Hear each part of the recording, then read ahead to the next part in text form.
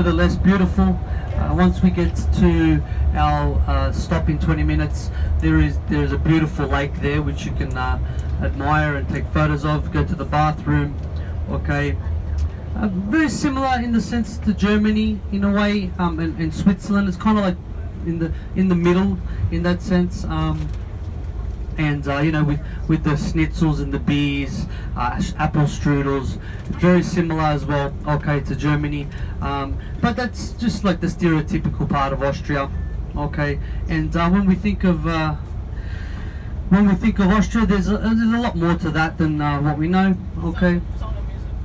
So at the moment, Austria is a neutral country and a very small country, but at one stage, Vienna, its capital, was the seat of one of the world's most powerful empires. You may have heard of the Habsburg dynasty, and they were in control for 700 years-ish. Okay, now at the empire's peak, they controlled a few different countries: Hungary, Czechoslovakia, Poland, Romania, to name a few. Okay. And it wasn't even till probably just over 100 years ago that the Austro-Hungarian Empire actually fell, okay? So before the First World War, they had a population of 60 million people and had a land of over 250,000 square kilometers.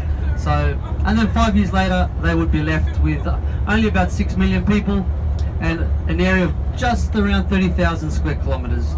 So they were reduced to around the size of what it is now, and basically they had all their resources cut off, and trade,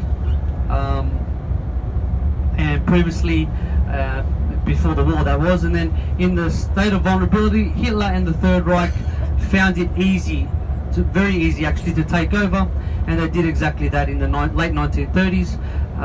Without even firing a bullet or a missile or anything, okay? The Austrians voted and was 99% in favor of becoming a state of Germany, but that didn't really matter as they already basically were.